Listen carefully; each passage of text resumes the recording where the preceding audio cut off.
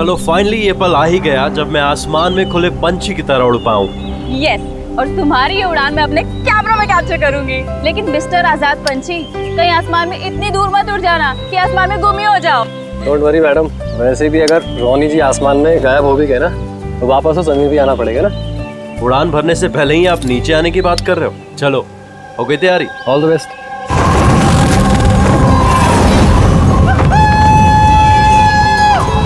Yes, this is so much fun! Oh my God! Woohoo! Yes, come on, keep going, keep going. Alia, I love you!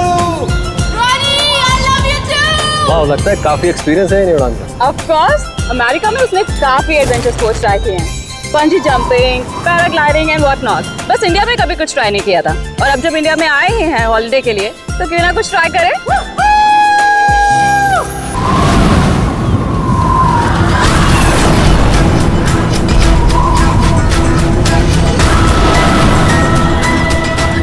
Ronnie को कुछ हो गया। Johnny को कुछ हो गया, देखो।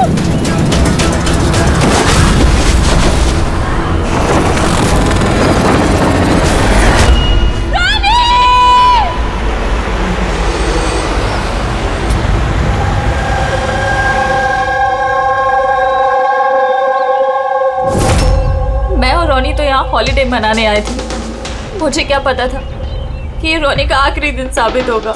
आलिया, हम जानते हैं ये घड़ी तुम्हारे लिए मुश्किल है, मगर प्लीज हिम्मत से काम लो। अब मैं न्यूयॉर्क जाके उसके डैड को क्या जवाब दूंगी कि मैं आई तो उसके साथ थी, लेकिन लौट अकेले रही हूँ। आपको किसी पे शक है? कौन मार सकता है रॉनी को? सर, रॉनी को कोई क्यों मारेगा? हम तो यहाँ किसी को जानते तक नहीं। कहीं ऐसा तो नहीं कि इसका कोई दुश्मन अमेरिका से इसका पीछा करते हुए यहाँ तक आ गया? नहीं सर, रॉनी का कोई दुश्मन नहीं था। He was such a lively person, सब उसको पसंद करते थे। तो तुम्हारा कहना है कि यहाँ पे इंडिया में कोई रिश्तेदार, कोई दोस्त, कोई परिवार वगैरह नहीं है यहाँ पे? ये देश हमारे लिए अजनबी है सर। सब कुछ ना इन पैराग्लाइडिंग वालों ने किया है। Please sir, arrest them. आप हमें दोष मत दीजिए, रोजी रोटी है हमारी, हम क्यों मारेंगे किसी टूरिस्ट को? तो किसने मारा रॉनी को फिर? सर ये मुझे भी समझ में नहीं आ रहा है, 3000 फीट की ऊंचाई से गोली कैसे चली, किसने चलाई? तो रॉनी 3000 फीट की ऊंचाई पे उड़ रहा था? हाँ सर, और मैंने खुद गियर चेक किया था, कोई भी खतरनाक चीज नहीं थी उसके अंदर। और उसके आसपास किसी को उड़ते हुए देखा आसपास? नहीं सर, कोई भी नहीं था।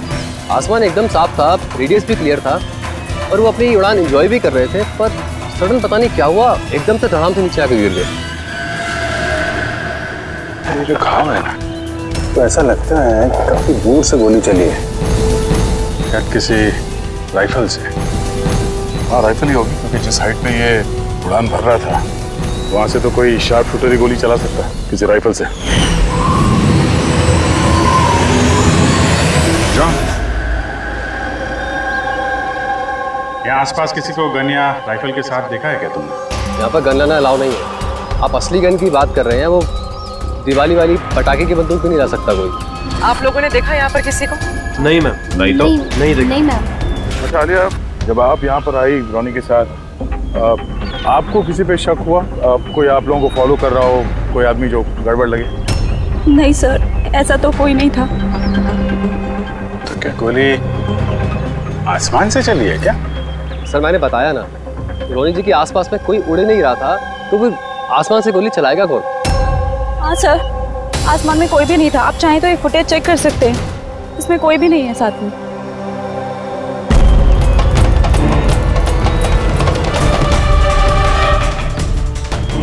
फुटेज में तो रॉनी के आसपास दूर दूर तक कोई दिख नहीं रहा है।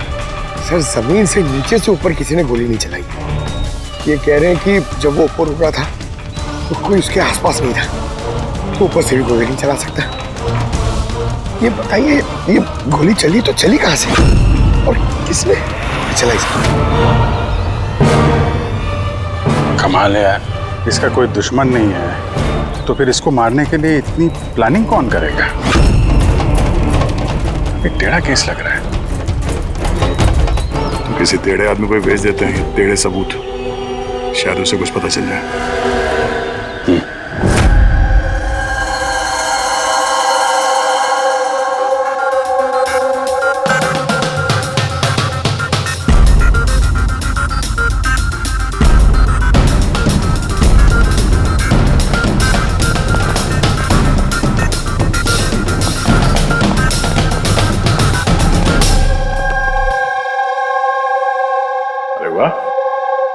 आज आप दोनों जिस कदर काम में डूबे हुए हो, ऐसा लगता है कि बहुत सारे सुराग देके भेजने वाले हो हमें यहाँ से। बहुत सारे सुना। हाँ, और अगर एक भी नहीं मिला तो? सीधे सीधे बता ना, कोई सबूत मिला ही नहीं है, कोई सुराग ही नहीं मिला तुझे। सर उस गोली के बारे में कुछ पता नहीं चला? इतना पता चला है कि भाई ऊपर से किसी यूएफओ ने गोली चलाई हो। यार सालों के क्या बच्चों जैसे यूएफओ की बातें करते हो। और ये क्या है ये बता, हमें समझाने के लिए किया है क्या? हाँ बता। ये देखो बॉस, रॉनी ग्राउंड से 3000 फीट की ऊंचाई पर उड़ान भर रहा था और गोली लगी है उसे इससे भी ऊपर से, लगभग 1000 फीट की ऊंचाई से। और ये गोली 60 डिग्री के एंगल से लगी है उसे। मुझे तो सोच सोच के चक्कर आ रहे हैं। आसमान में ऊपर से कौन गोली चला सकता है रोनी पे, और वो भी कैसे? अभी ठहर जा, और चक्कर आएगा। बॉस, ये गोली लगभग 3 किलोमीटर की दूरी से चली है ना, बड़ी अजीब बात है। गोली 3 किलोमीटर की दूरी से चलती है, 60 डिग्री में आती है, रॉनी के गले में घुस जाती है टेढ़ी। मतलब राइफल भी इस्तेमाल की है, बड़ी पावरफुल। बिल्कुल बॉस, राइफल भी पावरफुल है और गोली चलाने वाला भी पक्का निशानेबाज। इतनी ऊंचाई पर हवा बहुत तेजी से बहती है और टेम्परेचर भी ऊपर नीचे होता रहता है, फिर भी उसका निशाना चूका नहीं, एकदम अचूक पॉइंट पे लगा। तो गोली चलाने वाला भी मंजा हुआ खिलाड़ी है सर, एक शार्प शूटर। बिल्कुल, और ऐसे शार्प शूटर आसानी से तो मिलते नहीं जो ऐसा कारनामा कर जाए। लेकिन सर हमने सारे वीडियोस देख डाले। जब रॉनी आसमान में था तो उसके आसपास ना तो कोई चॉपर था ना पैराशूट, आसमान एकदम साफ था सर। वही तो समझ में नहीं आ रहा है कि ये किलर, ये गोली चलाने वाला था कहाँ पर, जबकि सारा आसमान साफ था, जब बादलों में छुप कर बैठा था। और सर वो गोली से क्या पता चला है? कुछ नहीं मिला पूर्वी। मैंने बैलिस्टिक डिपार्टमेंट का पूरा डेटाबेस चेक किया। ऐसी गोली का तो कोई रिकॉर्ड ही नहीं है। सर, ये गोली जरूर कस्टम मेड बनवाई गई है। हाँ, अपने हिसाब से बना ली गोली। एक ऐसी गोली जो 3 किलोमीटर से चलती है और बिल्कुल निशाने पे लगती है। और सर, अगर ये गोली इतनी जबरदस्त है तो इसकी राइफल भी काफी स्पेशल होगी। हाँ, एक काम करते हैं, ये गोली फायर आर्म्स विंग और बैलिस्टिक डिपार्टमेंट में भेजते हैं, देखते क्या रिपोर्ट आती है। अब ये जो भी कोई है इतने ऊपर चला गया खून करने के लिए, अब जल्द से जल्द इसे जमीन पर लाते हैं।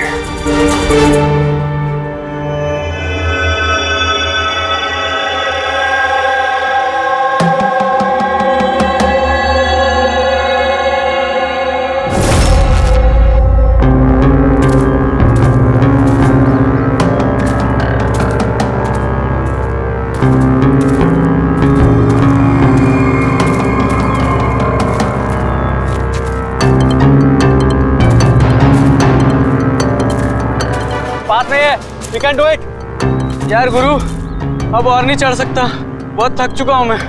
बस नवीन, ज्यादा दूर नहीं है, 3000 फीट चढ़ चुके हैं, पास ही में। We can do it. Come on.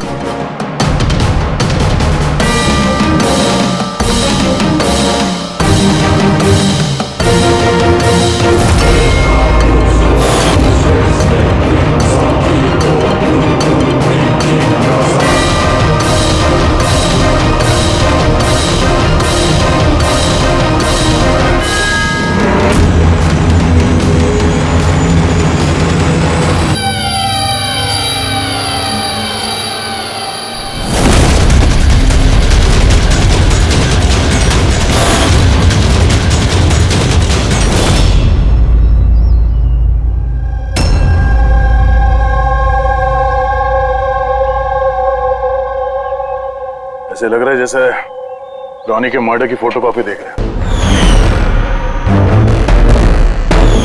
3000 feet की ऊंचाई पे ठीक वैसे ही गोली मारी है सर के पीछे। इसको भी ऊपर से गोली। क्या आप लोग जब ट्रैकिंग कर रहे थे तो ये हितेन के पीछे भी कोई था क्या? नहीं सर, हितेन ही सबसे पीछे था सर। सर ये देखिए फुटेज। सर ये वही जगह जहाँ पे ये सब कुछ हुआ। कमाल है। पीछे तो सिर्फ खुला आसमान है, ऐसी कोई जगह दिख ही नहीं रही जहां से गोली चलाई जा सके। तो इसे गोली कहां से लगी? दोनों केसेस में पता नहीं चल रहा है कि गोली चली कहां से है। सर एकदम सही कह रहे, आसमान से कोई कौवा या कबूतर थोड़ी गोली चलाएगा। ये गोली चली तो चली कहां से? और ये दोनों गोलियां 24 घंटे के अंदर अंदर चली। मुझे लगता है इन दोनों केसेस का आपस में कोई ना कोई कनेक्शन तो है। तो ये हितन काम क्या करता था? सर वो कॉलेज स्टूडेंट था सर, मुंबई ग्रेजुएशन करने आया था सर। ट्रैकिंग का बहुत शौक था उसको। जी समझ में नहीं आ रहा, कोई एक कॉलेज स्टूडेंट को मारने के लिए इतनी प्लानिंग क्यों करेगा? वही तो, पहले रॉनी और अब ये हितन। इससे पहले कि आसमान से चलने वाली गोली का कोई तीसरा शिकार हो जाए, इस खूनी तक पहुंचना होगा जल्दी से जल्दी। पिछले 24 घंटों में 2 खून हुए हैं, दोनों जवान बच्चे हैं, और दोनों को मारने का तरीका भी क्या हाई प्रोफाइल। सर दोनों की मौत हुई है एडवेंचर स्पोर्ट्स करते हुए, जमीन से हजारों फीट ऊपर मारा है सर। मगर सर सोचने वाली बात है कि खूनी ने ये एडवेंचर स्पोर्ट वाला समय ही क्यों चुना इनको मारने के लिए? वो तो उन्हें कभी भी मार सकता था, इतनी लंबी प्लानिंग 2 बच्चों को मारने के लिए। सिर्फ प्लानिंग ही लंबी नहीं दया, गन भी लंबी। ये ऐसी। ये कौन सी राइफल है सर? ये है TX-65, रशियन गन है बॉस, लॉन्ग रेंज। ऐसी ही गन से मारा गया होगा। सालुंके साहब, क्या इस गन से 3 किलोमीटर दूर निशाना लगाया जा सकता है?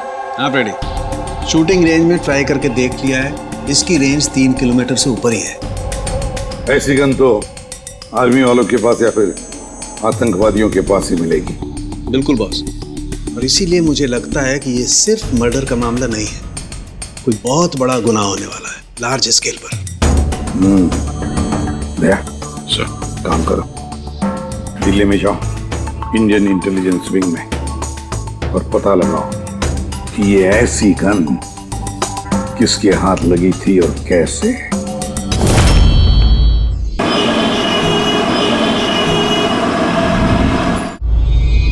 ये सारे खून इसी राइफल से हुए, और आप लोग तो जानते हैं ऐसी हाई प्रोफाइल राइफल सबके हाथ में तो लग नहीं सकती। आप बिल्कुल सही कह रहे हैं सर, और गौर करने की बात तो ये है सर कि ये राइफल कोई खरीदना भी चाहे तो खरीद नहीं सकता। ये 1 या 2 पीस नहीं बिकती, पूरा का पूरा अलॉटमेंट होता है। तो पिछले कुछ सालों में जो आतंकवादी हमले हुए हैं उसमें ये इस तरह के राइफल इस्तेमाल हुए थे? जी हाँ। तो आपको किसी आतंकवादी गिरोह पे शक है? जी हाँ, अगर हमारा अंदाजा सही है तो हम जानते हैं कि इसके पीछे किसका हाथ है। कौन? इलवारे जिले में कुछ समय पहले हमारी आर्मी ने बहुत सारे हथियार जब्त किए थे। उन हथियारों में ये वाली राइफल भी। हाँ प्रताप सर, सारे आतंकवादी मारे, उनमें से एक आतंकवादी बचकर निकल गया और हमने उनके सारे हथियार जब्त कर लिए। Well done Pratap sir. और जो आतंकवादी भागकर गया है उसके बारे में सारे पोस्ट को अलर्ट कर दो। तो ये काम उस आतंकवादी का हो सकता है जो बचकर निकल गया था वहां से? जी हाँ, और हमारी इंफॉर्मेशन के मुताबिक ये आतंकवादी गिरोह जल्दी ही कुछ बड़ा करने वाला है। शायद ये उसी की शुरुआत हो। ये दोनों जुर्म कोई मामूली खून नहीं है, ये जरूर कोई बड़ी साजिश है, बड़ी साजिश, आतंकवादी हमले की साजिश। हाँ सर, और इस हमले को रोकने के लिए पहले इन आसमान से चलने वाली गोलियों का राज का पता लगाना पड़ेगा सर। और इस राज का पता करने के लिए हमें सबसे पहले ये पता करना पड़ेगा सर कि आतंकवादी रॉनी और हितेन जैसे आम आदमी की हत्या क्यों की। वैसे क्या कॉमन है इन दोनों खून में? सर दोनों मर्डर हवा में हुए, दोनों बार गोलियां ऊपर से चली, हाई प्रोफाइल राइफल से। किसी प्रोफेशनल शार्प शूटर का काम है सर ये। और सर इन दोनों केसेस में कोई वैंटेज पॉइंट नहीं है, कोई ऐसी जगह नहीं है जहां पे बैठ के खूनी इन दोनों पे गोली चला सकता है। वैंटेज पॉइंट, वैंटेज पॉइंट, कहीं यही तो वजह नहीं हो सकती है? तो आप कहना चाह रहे हैं सर कि खूनी के पास कोई जगह नहीं थी बैठ के गोली चलाने की, और उसे ये पक्का करना था कि उसका टारगेट छूटे ना, उससे कोई चूक ना हो, इसलिए वो इन दोनों पे प्रैक्टिस कर रहा था। Exactly Abhijeet, exactly. वो निशानेबाजी की प्रैक्टिस कर रहा था। मतलब सर, उसका असली टारगेट कोई और है? सर अगर कोई वैंटेज पॉइंट था ही नहीं तो फिर वो हवा में गोलियां कहां से चला रहा था? पंकज, तुम्हारे सवाल का जवाब तुम्हारे सवाल में ही है। ये बताओ कि मेरा मतलब है, इंसान हवा में कैसे उड़ता है बिना पंखों के? सर एरोप्लेन से या फिर हेलीकॉप्टर से। बस तुम्हारा जवाब मिल गया। लेकिन सर वहाँ क्राइम सीन पे ऊपर आसमान में कोई चॉपर तो उड़ नहीं रहा था, ना ही कोई केबल कार थी वहां पे। दया कुछ और होगा, कुछ और होगा। अभिजीत, मैप निकालो। वहां उस पैराग्लाइडिंग और माउंटेनियरिंग कैंप के आसपास देखो। मेरा मतलब है, ऐसा कुछ है क्या जहां से आदमी हवा में उड़ सके? जंगल है, और हाँ, ये 2 हॉट एयर बैलून रेंजेस भी हैं। सर देखो, जहां पर खून है उसके आसपास कितने रेडियस में है ये? सर ये दोनों 60 किलोमीटर के रेडियस में। तो एक बात तो पक्की हो गई, खूनी वहां पर उस हॉट एयर बलून में बैठा था और वहीं से उसने गोली चलाई 3 किलोमीटर की दूरी पे। सर अगर किसी को हॉट एयर बलून की सवारी करनी है तो पहले से बुकिंग करनी पड़ती है, कोई ऐसे ही नहीं जा सकता। कोई बात नहीं, तो वहां उस हॉट एयर बलून रेंज के ऑफिस में जाकर पता लगा कि ऐसा कौन सा टूरिस्ट था जिसने उन 2 दिनों में दोनों हॉट एयर बलून में सवारी की थी। ये टोटल 12 लोगों की लिस्ट है जो उस दिन हॉट एयर बैलून में बैठे थे। कुछ लोग अलग बैठे थे और कुछ लोग ग्रुप बना के बैठे थे। तुम्हें कुछ याद है कि इनमें से कितने लोगों के पास कोई सामान या कोई बैग्स थे? या फिर कोई बदमाश जैसा दिख रहा हो? नहीं, बदमाश तो कोई नहीं लग रहा था, लेकिन एक बूढ़ी आंटी थी जिन्होंने बैकपैक रखे हुए थे और वो चश्मा और टोपी भी लगाई हुई थी। हाँ, हम भी हैरान थे कि इस उम्र में ऐसी ट्रैवलिंग का जज्बा। और जब फोटोज खींची जा रही थी तो वो शर्मा रही थी और अपना मुंह छुपा रही थी। ये बुढ़ी आंटी शार्प शूटर सुनने में थोड़ा अजीब नहीं लग रहा है? हाँ सर, मैं ही पायलट हूँ इधर। 25 फरवरी को कुल मिलाकर सर मैंने 6 लोगों को एयर बैलून की सवारी करवाई थी और 2 लोगों को दिनेश ने सर। अच्छा, तो उनमें से कोई गड़बड़ टाइप का आदमी लगा या जिसके पास कोई सामान वगैरह हो? सर ऐसा तो कोई नहीं था। हाँ, एक बुजुर्ग आदमी था, पता नहीं बात बात पर क्यों चिल्ला रहा था। शायद उसका मूड खराब था या खड़ूस था शायद। उसके हाथ में कुछ सामान था क्या? सामान तो नहीं था। हाँ, बैसाखी लेकर चल रहे थे। बैसाखी लेके चल रहे थे? तुम लोग की हिम्मत कैसे हुई मेरी तस्वीर लेने की बिना मुझसे पूछे?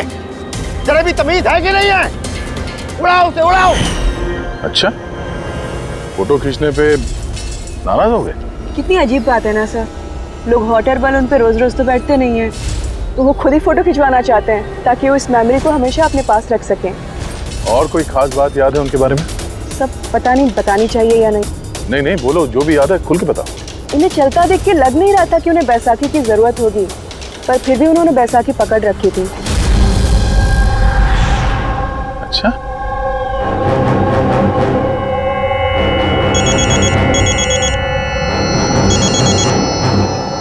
हाँ सर। हाँ पूर्वी, कुछ मालूम पड़ा? सर यहाँ पर एक बूढ़ी औरत आई थी और उसके हाथ में एक बैकपैक भी था। और हाँ, फोटो खिंचवाने से भी ऐतराज कर रहे थे। अच्छा, यहाँ भी एक बूढ़ा आदमी आया था हॉट एयर बलून में बैसाखी लेके, और उसे भी फोटो खिंचवाने से परहेज था। सर कहीं ये बूढ़ा आदमी और ये बूढ़ी औरत एक ही इंसान तो नहीं है? एग्जैक्टली, वही शार्प शूटर। उसके बैग में और इसके बैसाखी में वो राइफल था जिससे ये खून हुए। और सर दोनों दिन ये ऊपर अकेला ही गया होगा, क्योंकि अगर किसी और टूरिस्ट के साथ जाता तो फिर राइफल सेट करने में और निशाना साधने में काफी मुश्किल हो जाते। नहीं पूर्वी, मुझे लगता है वो अकेला तो नहीं गया होगा। मतलब हॉट एयर बलून चलाना और साथ में ये राइफल भी चलाना, दोनों काम एक साथ करना जरा मुश्किल है। इस हॉट एयर बलून का पायलट भी होगा साथ में। मतलब सर इस जुर्म में पायलट भी मिले हुए हैं? यस, एक काम करो, उस पायलट को पकड़ो जल्दी। उस दिन उस बूढ़ी औरत को ऊपर बलून में कौन ले गया था? पायलट कौन था? संजीव था।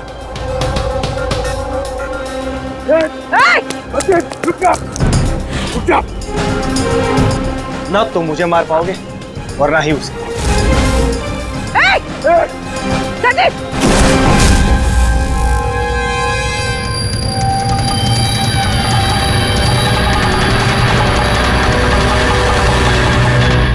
ये तो अपनी जान देने के लिए तैयार था। ये कोई छोटे मोटे मर्डर्स नहीं है पंकज, कोई बहुत बड़ा मिशन है जिसे अगर जल्द से जल्द नहीं रोका गया तो कुछ बहुत बुरा हो सकता है। अच्छा गीता, 24 फरवरी को जो आदमी ग्रुप में नहीं जाना चाहता था, अकेले जाना चाहता था, उसका पायलट कौन था? कौन लेकर? सोलो ट्रैवलर को तो दिनेश लेकर गया था। कमाल है दिनेश, इतनी देर से चुप बैठे हो, कुछ बोल ही नहीं रहे हो।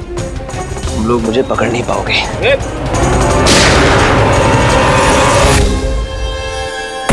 अभी यमराज तुझे अपॉइंटमेंट देने के मूड में नहीं है। जब तक हमारे सवालों का जवाब नहीं मिल जाता तुझे जिंदा रहना पड़ेगा। चल।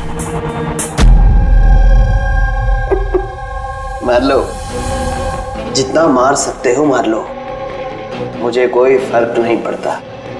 वैसे भी तुम्हारे इन कानून के कमजोर थप्पड़ों में ताकत नहीं है कि मेरे जुर्म की मजबूत हड्डियों को गला सके। समझे? तुम्हारे साथ जोर जबरदस्ती करना होता तो उसके लिए तो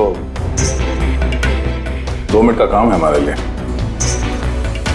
पर बाद में ख्याल आता है तुम्हारे परिवार का, तुम्हारी बहन। अगले महीने उसकी शादी है ना, कैसा लगेगा उसे कि उसकी शादी हो रही है और शादी के वक्त उसका भाई इस दुनिया में नहीं है? हाँ? और तुम्हारी माँ हर महीने खर्चे के लिए पैसे भेजती हो ना, तुम्हारे जाने के बाद कौन ख्याल रखेगा उसका? कभी सोचा है इसके बारे में? हाँ? नहीं? चलो, अब भी मौका है, सरकारी गवाह बन जाओ। वादा करते हैं तुम्हारे जेल जाने के बाद तुम्हारी माँ का ख्याल हम रखेंगे। सच? मतलब पूरा ख्याल रखोगे? पूरा ख्याल? हाँ,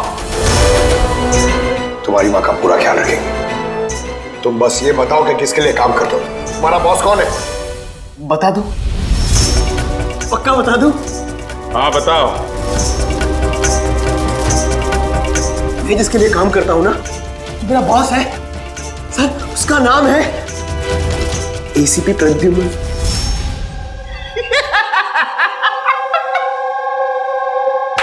एसीपी प्रद्युम्न, जाओ पकड़ लो और गिरफ्तार कर लो उसे।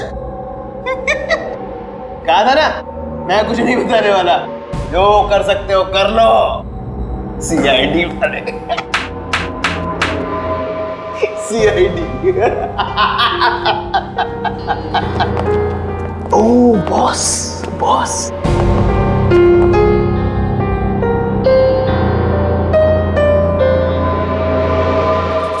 कोई बात नहीं, कुछ मत बताना। अब हम ना तुमसे कुछ पूछेंगे, कुछ बताने के लिए तुम पर जोर जबरदस्ती करेंगे, कुछ नहीं, सिर्फ एक करेंगे, हम तुम्हें सोने नहीं देंगे। सोने नहीं देंगे? वैसे भी मैं अगर जागता रहा तो मैं कुछ बताने नहीं वाला हूं आप लोगों को। कोई जरूरत नहीं, कुछ मत बताओ, बस सोने नहीं देंगे तुम्हें। ओके? यार दया, मैंने तो सुना है कि आदमी खाने पीने के बगैर तो काफी दिनों तक सरवाइव कर सकता है, लेकिन सोए भी ना। कितना तड़पेगा ये बेचारा, बड़ी बुरी मौत मरेगा, मुझसे तो देखा नहीं जाएगा।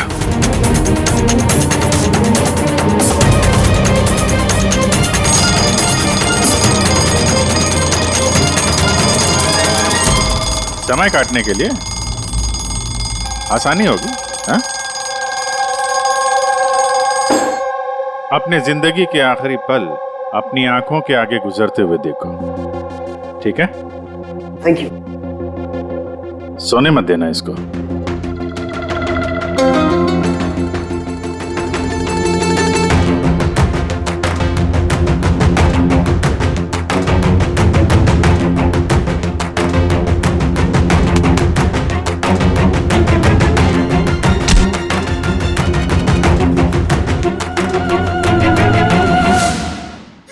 Ready sir. अरे कहाँ हो यार?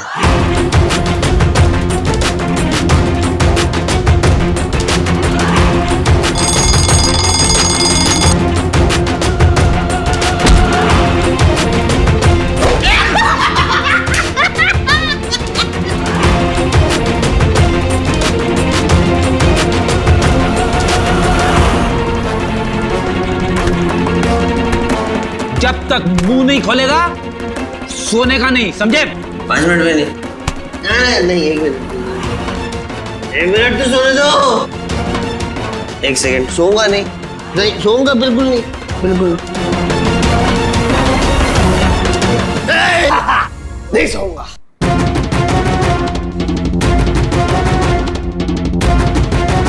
बस अब टूटने वाला ही है।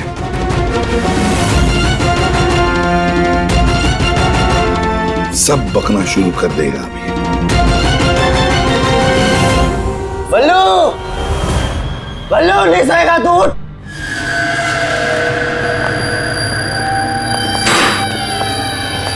क्या सोना चाहता है?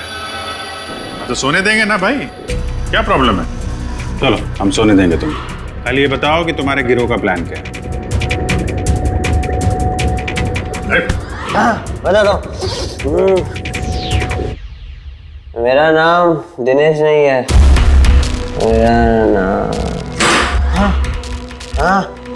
मेरा नाम बल्लू है, दिनेश नहीं है मेरा नाम। और मुझे स्पेशली इसी मिशन के लिए तैयार किया गया था। और जो 2 मर्डर हुए थे ना, वो प्रैक्टिस थी। हमारा असली मिशन है उसको मारना। और क्या नाम है उसका? Steve Mulder.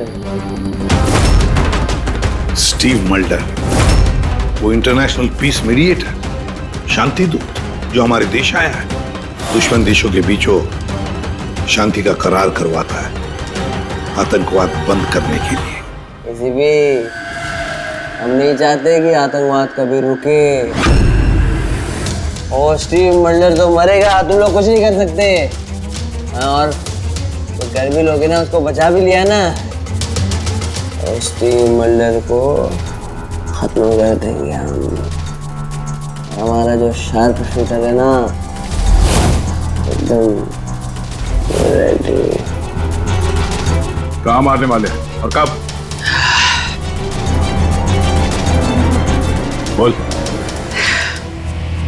वो जब कॉन्फ्रेंस में भाषण दे रहा होगा ना, वो सबसे सही वही सबसे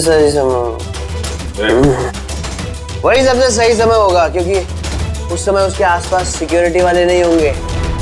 और जो कॉन्फ्रेंस है ना, ये बिल्डिंग की छत पे है, तो हॉट एयर बैलून पे हमारा शार्प शूटर जाएगा, तो वहीं गोली मारेगा। कॉन्फ्रेंस 1 घंटे में चालू होने वाला है, अभी जल्द से जल्द पहुंचना होगा। अरे तुम लोग कितनी कोशिश कर लो, नहीं बचा पाओगे उसे।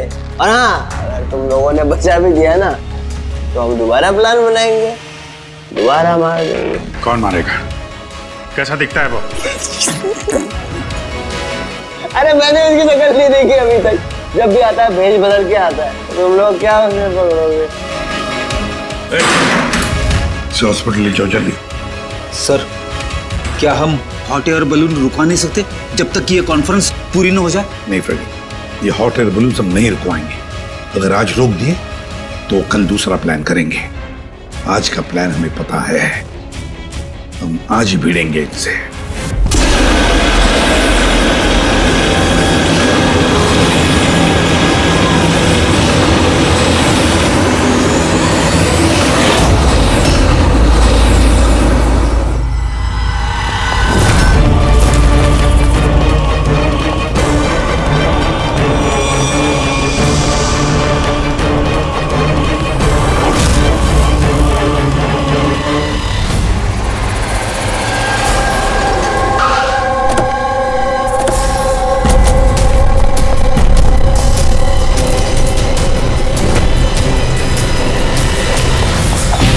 CID, मिस्टर स्टीव मल्डर कहाँ है? ऊपर कॉन्फ्रेंस में। हमें ले चलो उनके पास, जल्दी हरिए।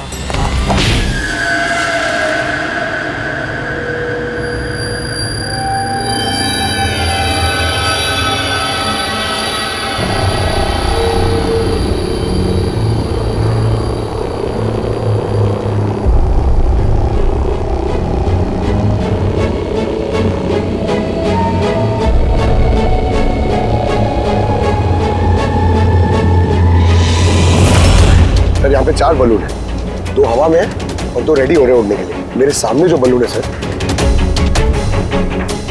उसमें एक कपल है और वो लड़के के पास एक बैकपैक है। नजर रखो उन पे, कौन कौन आ रहा है, कौन कौन जा रहा है, सब पे ध्यान रखना। ओके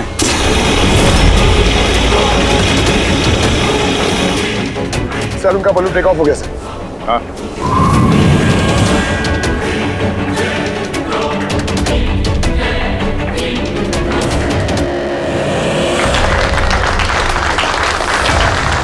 इस दुनिया में टेररिज्म क्यों है, ये क्वेश्चन बहुत जरूरी है। और ये टेररिज्म तभी स्टॉप हो सकते हैं जब सभी देश भाई भाई की तरह साथ रहें। टेररिज्म को जड़ से उखाड़ फेंकना होगा हम सबको।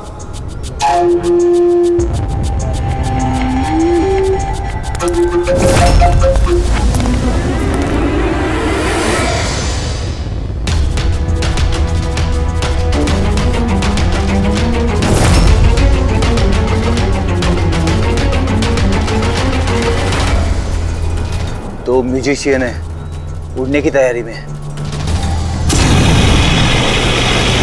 उनके हाथ में गिटार के बैग है। अब ये बताना मुश्किल है कि अंदर गिटार है या गन।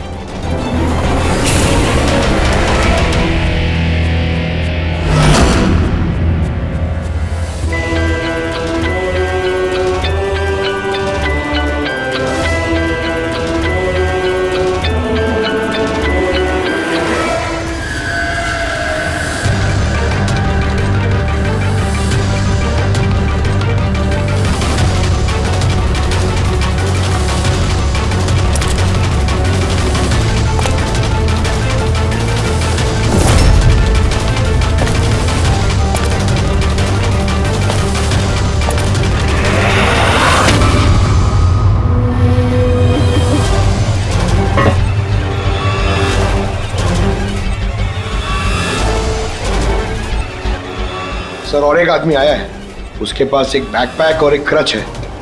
वेट करते हैं।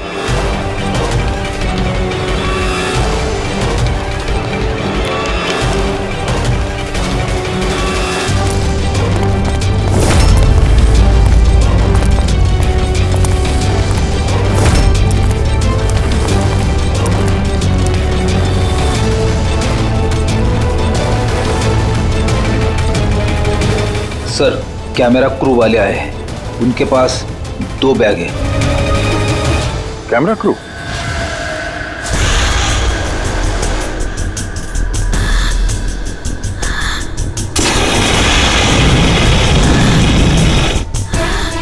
उन्हें नजरों से ओझल होने मत देना, नजर रखो उन पे।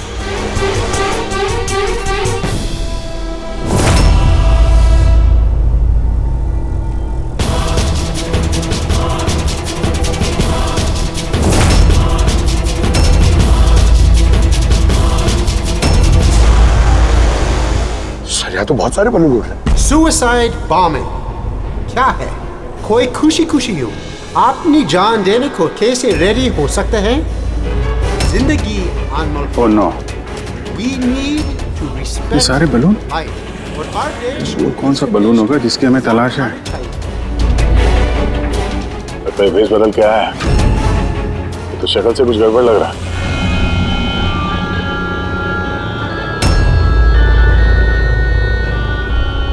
क्या वो गिटार वाले पे नजर रखो। अपनी गलतियों से सीखना चाहिए हमें, ताकि World War I और World War II जैसे ये तो गिटार है, हमसे चल क्या रहा है? ये ऊपर जाके ये लोग म्यूजिक बजाने वाले हैं क्या? बाकी तो सारे बलून्स निकल गए, एक रह गया। मतलब सर इस बलून में हमारा sharp shooter wait and watch. मतलब सर इस बलून में हमारा शार्प शूटर। ये अपनी जगह से हिल रहा है। Camera crew. सर ये कहाँ गायब हो गया?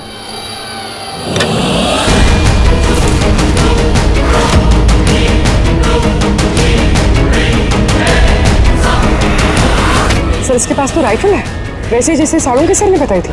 अभिजीत,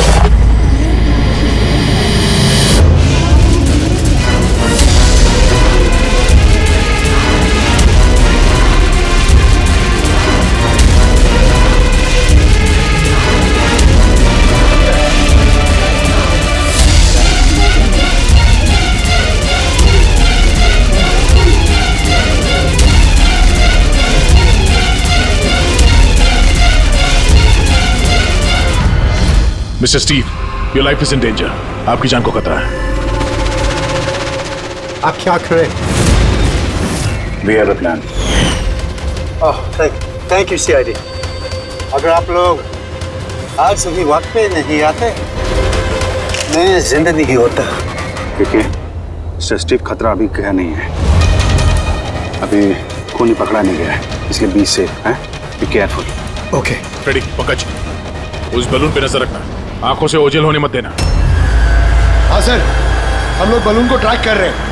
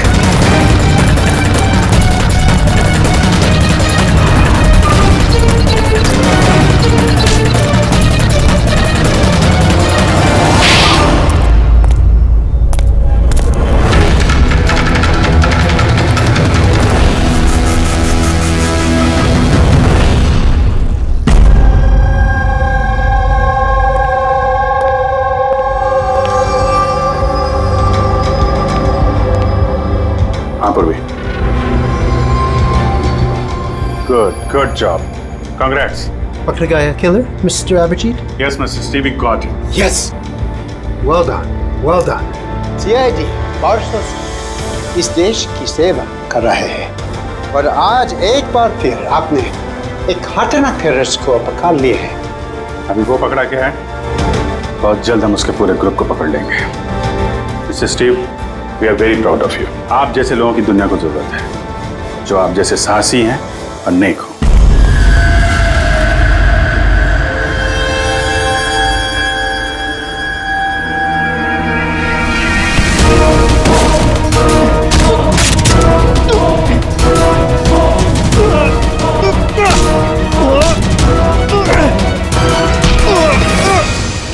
Oh!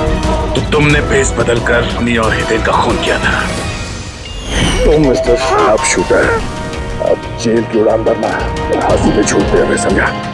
तुम्हें क्या लगता है तुमने मुझे पकड़ लिया तो स्टीव जिंदा बच जाएगा? कभी नहीं। हमारी तादाद इतनी ज्यादा है कि तुम्हारा कानून हमें ढूंढते ढूंढते थक जाएगा, लेकिन हम खत्म नहीं होंगे। खत्म होगा तो तुम्हारे ये देश।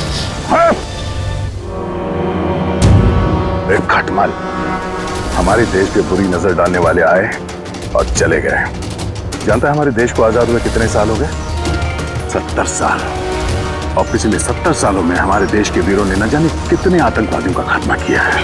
आज तेरी बारी है, कल तेरे साथियों की बारी होगी। हमारा देश रहेगा और खुशहाल रहेगा।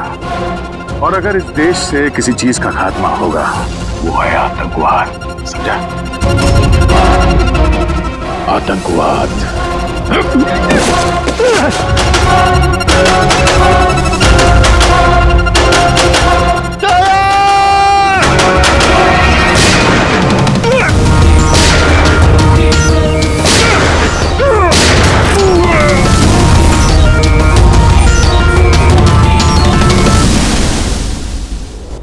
आतंकवादी पीठ पे ही गोली मारोगे? हम लोग यहाँ खाते गोली, यहाँ।